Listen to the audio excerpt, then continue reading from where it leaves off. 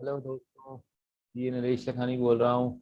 और आज मैं डिस्कस करूँगा न्यू और टैक्स जो है टैक्स रिजीम और old tax regime. Old tax regime के अंदर अगर आपको मालूम हो, काफ़ी सारी आपको टैक्स डिडक्शंस मिल जाती हैं। आप एचआरए ले सकते हैं, आप एटीसी ले सकते हैं, आप एटीजी ले सकते हैं, आप एडीडीटीए ले सकते हैं, टीटीपी ले सकते हैं, एडी ले सकते हैं। ऐसे बहुत सारी चीज़ें हैं जो आप डिडक्शंस ले सकते हैं। जबकि 2020 फाइनेंस एक्ट के अंदर जो अमेंडमेंट किया था इन्होंने, उसके अंदर उन्होंने न्यू टैक्स रिजीम का भी एक ऑप्शन दिया था। जो लोग कम डिडक्शन देते हैं, तो जो लोग ज़्यादा इंटरेस्टेड नहीं है डिडक्शंस के अंदर, वो सीधा सीधा अपनी इनकम टैक्स रिटर्न फाइल करना चाहते हैं विदाउट मच डिडक्शंस, उनके लिए जो है नया जो है एक टैक्स रिजीम आया था जिसके अंदर रेट्स जो हैं ओल्ड वाले से कम थे। तो ओल्ड के बेनिफिट क्या थे कि आपको डिडक्शन बहुत सारी मिल जाती हैं, लेकिन नए के बेनिफिट क्या है कि आपको डिडक्शंस बहुत कम मिलेगी, जिसके बारे में अभी डिटेल में डिस्कस करूँगा। लेकिन आपके जो है रेट्स कम हो जाएंगे, और वो कौन सी सिचुएशन में कैसे आपको बेनिफिट होगा, कौन से में नहीं होगा, ये भी मैं डिस्कस करूँगा। तो सबसे पहले डिस्कस करते हैं कि कौन ऑप्ट कर सकता है। ये सैलरीड बिजनेस सब क्लास वाले ऑप्ट कर सकते हैं, लेकिन आपको ध्यान रखना पड़ेगा कि जो सैलरी वाले हैं वो स्विच कर सकते हैं। अगर आपने इस बार ये ऑप्ट किया न्यू में, तो अगली बार आप जो है पुरानी में ओल्ड जो है टैक्स रिजीम में डिडक्शन देना चाहते हैं, आपको बेनिफिट देखना पड़ेगा। लेकिन अगर आप बिजनेस क्लास में हैं और आपने एक बारी जो है ऑप्ट कर लिया कि मेरे को न्यू के अंदर जाना है, तो फिर आप वापस ओल्ड में नहीं जा सकते। तो वैसे वर्षा भी जो है, और ये स्कीम एप्लीकेबल हुई थी असेसमेंट ईयर 21-22 से। तो डिस्कस करते हैं थोड़ा बहुत डिटेल में इसके क्या है। तो अगेन पहला फायदा सबसे ये रहा है, जो बहुत ज़्यादा लोग डिडक्शन नहीं ले जाते हैं बहुत ज़्यादा पक्षों में, स्पेशली जो टैक्स सेविंग जो स्कीम है, या ऐसे ऐसे खर्चे हैं जो लोग कई बार फ्रैंकली खोज भी कर देते थे, पर ज़्यादा उनकी ऑडिट नहीं होती थी या स्क्रूटनी नहीं होती थी। वो सब चीज़ों को जो लोग नहीं पसंद करते हैं, जिनके लिए नहीं बनी है, तो वो इजी, और जो इजी वे में जाना चाहते हैं उसके लिए टैक्स रिटर्न भी कहीं ना कहीं अगर आप देखो तो आपकी फाइल करनी आसान होगी। बट इसमें कोई इजी और सिंपल सोल्यूशन नहीं। मैं कहूँगा जी आप ऐसे कर लो, हर एक बंदे के लिए जो है ना वन स्टॉप शॉप नहीं है, आपको अपने आप असेस करना पड़ेगा। और कहीं ना कहीं मैं ये कहूँगा कि आप कैलकुलेट करके भी देखो दोनों में से आपको कौन सा सही है, दोनों को कैलकुलेट कर दो। लेकिन अगर आप नटशेल में देखो, उसमें क्या है, टैक्स रेट जो है 15 लाख तक तो डिफरेंट है, लेकिन 15 लाख के बाद जो है सारे के सारे टैक्स रेट दोनों स्कीम में सेम ही रहते हैं। और 15, अगर मैं आपको बिल्कुल लेमन लैंग्वेज में कहूँ, अगर आप 15 लाख की इनकम है और 12.5 लाख की इनकम है, तो 12.5 अगर आपकी पुराने वाले में है और आप डिडक्शन ले तो 2.5 लाख रुपए तक की, तो 2.5 लाख जो है ना आप थ्रेश होल्ड लेके चल सकते हो।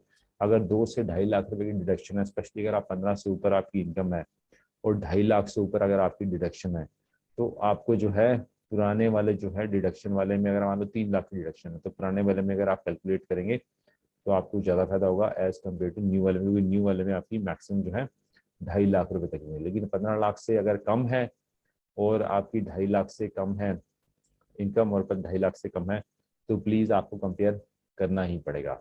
अगेन अगर आपकी 15 से टोटल जो है ग्रॉस इनकम ऊपर है, तो एक बार आप चेक कर सकते हैं, रन कर सकते हैं। तो प्रोज क्या है, प्रोज जो है नई स्कीम भी ये है कि आप पुरानी वाली को भी कंटिन्यू कर सकते हो। अगेन इसमें कोई ऐसा कंपलसरी नहीं है, जो चल रहा है चलने दो। अगर आपको लगता है नहीं मेरे पास डिडक्शन ज़्यादा, मेरे पास एचआरए बहुत ज़्यादा है, क्योंकि कई लोग रेंट देते हैं और उनको लगता है कि सिर्फ वही जो है काफ़ी ज़्यादा हो जाता है। उसके अलावा आपका फॉर एग्जाम्पल जो है एटीसी, एटीजी, एटीडी कर करके अपना एडीडीटी में कर करके उनके 2.5 लाख से बहुत ऊपर चला जाता है। और इनकम भी अगर आपकी 1500 पर है, तो आपको कोई ज़्यादा फिर टेंशन में जो है न्यू रिजीम में देखने की जरूरत नहीं। लेकिन बिजनेस में जैसे मैंने आपको बताया, once you opt for new scheme, आप पुरानी वाली में नहीं जा पाएंगे, एक कंपलसरी आप बंद गए हैं।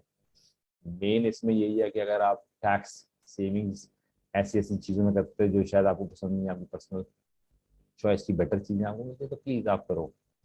कौन ये है कि कहीं ना कहीं शायद गवर्नमेंट ये इंडिकेशन देना चाहती है कि ग्रेजुअली जो है ये सारी डिडक्शंस कम कर देगी। हालांकि एक साल हो गया है, 2020 से 2021 पे भी आ गए, लेकिन इन्होंने कुछ नहीं किया। मे बी शायद इलेक्शन को दिमाग में रख रहे हैं।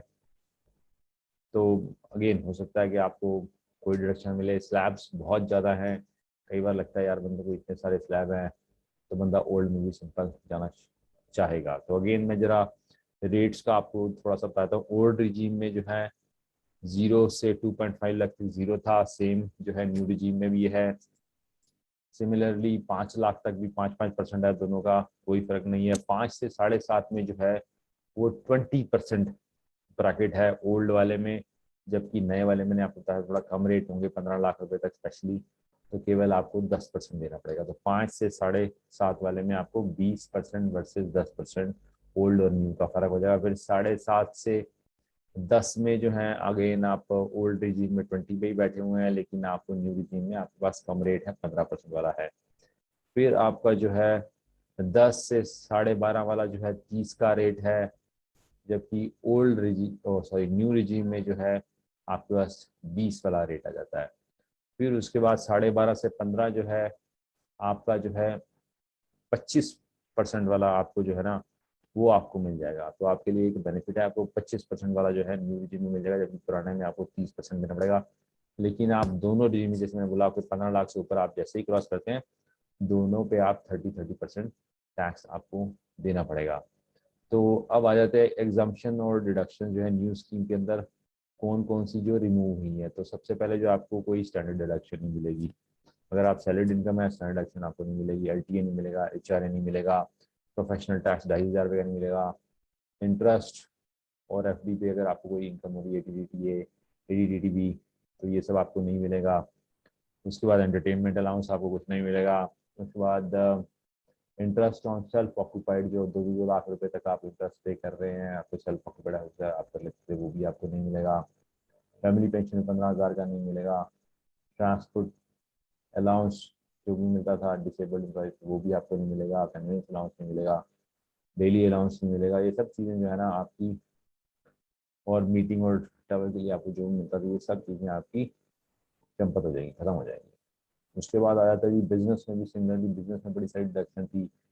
10A की डिडक्शन आपको नहीं मिलेगी, डिडक्शन अंडर 32AD, 33AB, इस तरह से 35CC, कई सारी डिडक्शन है जो आपको नहीं मिलेंगी। सिमिलरली आपकी अनअब्जॉर्ब कैरी फॉरवर्ड डेप्रिसिएशन है प्रीवियस सर्विस की, वो भी आपको नहीं मिलेगी। मोर और लेस जो है सारी मैंने आपको बताया था 8 सेक्शन 80 की, 80C, D, E, CCC, CCD, CCD, DD, 80G, GG, ये 80IA, ये सारी चीज़ें जो हैं आपकी आउट हो जाएंगी। तो शॉर्ट में मैं फिर भी आपको लेमन लैंग्वेज बताता हूँ, जो भी आप सेविंग्स कर रहे थे, ELSS, नेशनल पेंशन स्कीम जो अपनी जेब से लगा रहे थे, एम्प्लॉयर वाले नहीं, PPF की आप एग्जाम्पशन ले रहे थे, मेडिकल इंश्योरेंस प्रीमियम, FD के ऊपर आप ATCC डिपेंडेंट के ऊपर आप जो खर्चे कर रहे थे, जो आपके business interest loan sorry interest on education, ये सब चीज़ें आपकी आउट हो जाएंगी। लेकिन क्या कुछ चीज़ें आपकी फिर भी कंटिन्यू रहेंगी, ग्रेचुइटी कंटिन्यू रहेगी आपकी। इंटरेस्ट इंटरेस्ट जो है पोस्ट ऑफिस में 3,500 रुपये तक आपका डिडक्शन आपको स्टिल आप ले सकते हो। सिमिलरली एम्प्लॉयर ने अगर एनपीएस और ईपीएफ में कुछ किया वो भी चलेगा, उसमें एनपीएस में 12% और ईपीएफ में जो है 9.5% तक का कंट्रीब्यूशन कर सकते हैं बेसिक सैलरी का।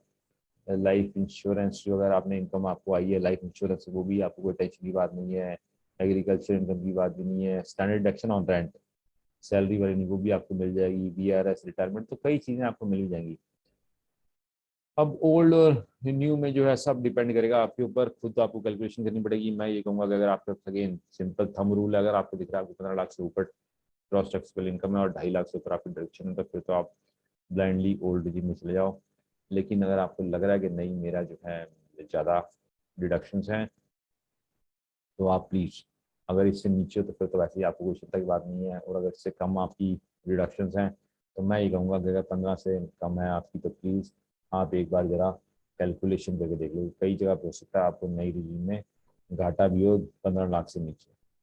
तो ये था जो है नई रिजीम और ओल्ड रिजीम का। आई होप आपको पसंद आया होगा। आप पसंद आया हो तो प्लीज़ मेरे वीडियो को लाइक करो, शेयर करो, और अगर आपके मेरे चैनल को सब्सक्राइब नहीं किया तो प्लीज़ सब्सक्राइब भी करो। Thank you very much. Good day, bye bye.